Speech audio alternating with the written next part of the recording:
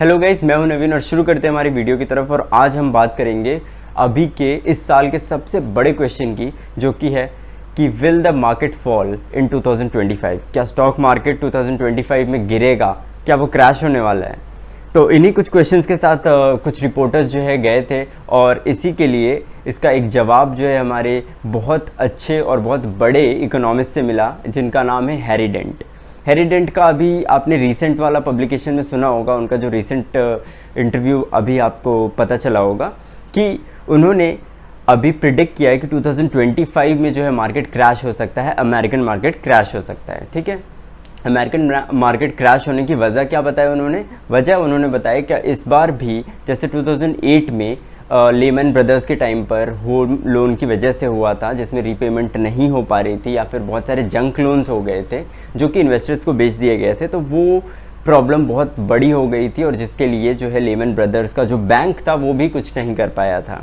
तो वैसा ही कुछ इस बार भी प्रेडिक्ट कर रहे हैं इस बार हैरी डेंट, और कहते हैं कि उनके हिसाब से जो बबल्स होते हैं, जो नॉर्मल बबल होता है, आर्टिफिशियल बबल मार्केट में क्रिएट होता है, जैसे .com बूम हुआ था या फिर लेमन ब्रदर वाला हुआ था, उन दोनों ही केसेस में जो आर्टिफिशियल बबल होता है वो 5 से 7 साल के अंदर अंदर टूट जाता है। लेकिन इस बार क्या हुआ है, 14 ईयर्स से मार्केट जो है चलते ही जा रहा है, बबल क्रिएट करते ही जा रहा है और आर्टिफिशियल प्राइसिंग होती ही जा रही है। बहुत ज़्यादा मार्केट जो है, इंटरनेशनल मार्केट बढ़ चुके हैं।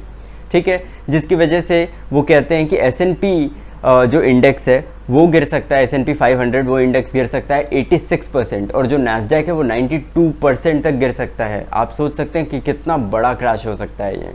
ठीक है, तो आपको ये चीज़ का अंदाज़ा लेके चलना चाहिए। और साथ ही साथ उन्होंने ये भी कहा, आज तक उन्होंने जितने भी प्रेडिक्शंस किए हैं, जैसे 1989 में उन्होंने प्रेडिक्ट किया था जापान के लिए, तो वो भी सच निकला था, और 2000 में उन्होंने प्रेडिक्ट किया था .com बबल के लिए, वो भी सच निकला था।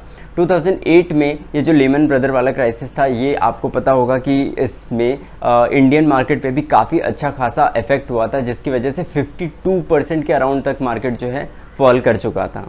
तो ये सारी चीज़ें हैं, अगर किसी वजह से भी अमेरिकन मार्केट जो है गिरता है तो डेफिनेटली उसका इम्पैक्ट जो है इंडियन मार्केट पे भी पड़ेगा, और अच्छा खासा पड़ सकता है। इवन कहा जा रहा है कि इस बार 2008 से भी बहुत बड़ा क्रैश होने वाला है। ठीक है, तो इस चीज़ को आपको ध्यान में रख के चलना चाहिए, डरना नहीं चाहिए, पैनिक नहीं करना चाहिए, क्योंकि कई बार ये रूमर्स भी हो सकते हैं, लेकिन क्योंकि बहुत बड़े इकोनॉमिस्ट ने कहा है तो इस चीज़ को हमको अपने माइंड में भी लेके चलना चाहिए। दूसरी बात ये है कि आप अपने रिसर्च कर सकते हैं। अगर आप कोई भी इन्वेस्टमेंट से रिलेटेड कोई भी डिसीजन लेने वाले हैं तो डेफिनेटली आपको अपने फाइनेंशियल एडवाइज़र से एक बार कंसल्ट कर लेना चाहिए। ठीक है, ये सारी मैं आपको एक इन्फॉर्मेशन दे रहा हूँ, एक इंटेल्स दे रहा हूँ कि आप इन चीज़ों को आप बेस बना सकते हैं, इन चीज़ों को भी अपने माइंड में रख सकते हैं। ठीक है, while doing investments in the stock markets. आप अमेरिकन मार्केट में इन्वेस्ट कर रहे हो या फिर इंडियन मार्केट में इन्वेस्ट कर रहे हो, आपको इन्वेस्ट करते समय बिल्कुल सतर्क रहना है, सोच के चलना है, क्योंकि वैसे भी आपको समझ में आ रहा होगा कि जब भी मार्केट जो है ऑल टाइम हाई टच करता है, उसके कुछ साल या फिर अगले ही साल गिरता ज़रूर है। ये चीज़ आपको समझ में आई होगी, चाहे वो 1999 में हो या फिर 2007 में हो या फिर 2019 में हो। हर बार ऐसा हुआ है कि जब भी ऑल टाइम हाई टच करता है मार्केट, इंडियन मार्केट स्पेशली बता रहा हूँ मैं, उसके बाद जो है नेक्स्ट ईयर या उसके नेक्स्ट ईयर में ज़रूर फॉल करता है और अच्छा खासा क्रैश आ सकता है।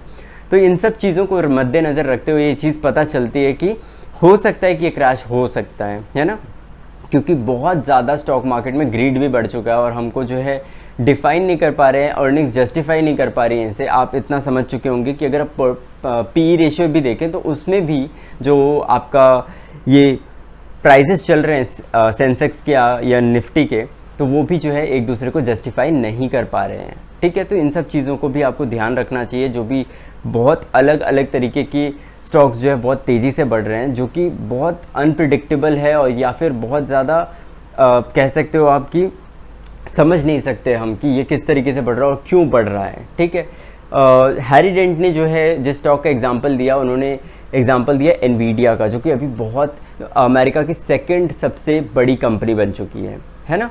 तो इसलिए उन्होंने एग्जांपल दिया, उन्होंने कहा कि अगर ये स्टॉक जो है 98% करेक्ट हो जाता है तो बहुत बहुत बहुत बड़ा करेक्शन हो सकता है, और इसकी वजह से अमेरिका का स्टॉक मार्केट बहुत ज़्यादा जो है फॉल कर सकता है। तो उन्होंने बस एक एग्जाम्पल दिया था, इससे एनवीडिया के शेयर्स का कोई लेना देना नहीं है, ना ही उसके क्रैश का कोई लेना देना नहीं है, और ये भी नहीं है कि एब्सोल्यूट टर्म में वो 98% ही गिरेगा या फिर गिरेगा भी कि नहीं गिरेगा। ये जस्ट एक एग्जाम्पल था कि अगर कोई बड़ी कंपनी गिरती है तो वो बहुत बड़ा ब्लंडर क्रिएट कर सकती है, एक बहुत बड़ा स्टॉक मार्केट मेस क्रिएट कर सकती है, जिसका इम्प्लीकेशन सिर्फ और सिर्फ अमेरिका पे नहीं रहेंगे, उसके इम्प्लीकेशन अदर कंट्रीज़ पे भी जाएंगे। जैसा कि आप जानते होंगे कि ऑल कंट्रीज़ जो है यूएस डॉलर में ट्रेड करती हैं, और अगर डॉलर गिरेगा तो डेफिनेटली हर चीज़ जो भी डॉलर से लिंक्ड होगी वो ज़रूर गिरेगी। और एफआईआईज़ की इन्वेस्टमेंट, आपको पता होगा कि इंडिया में बहुत ज़्यादा एफआईआईज़ की इन्वेस्टमेंट हो रही है। मैं नो डाउट कि डोमेस्टिक इन्वेस्टमेंट्स इंडिया में बहुत बढ़ चुकी हैं, लेकिन स्टिल फॉरेन इन्वेस्टर्स बहुत हद तक सपोर्ट कर रहे हैं अभी इंडियन मार्केट को। और अगर उन्होंने पैसे निकाल लिए किसी क्राइसिस की वजह से जो कि यूएस में हो रहा है, तो डेफिनेटली इंडियन मार्केट भी बहुत ज़्यादा इफेक्ट होगा। तो इस चीज़ को आपको माइंड में रख के चलना है, बट इससे पैनिक नहीं होना है। स्टिल इससे रिलेटेड कोई भी क्वेश्चन होता है डेफिनेटली आप मुझसे पूछ सकते हैं। Thank you so much.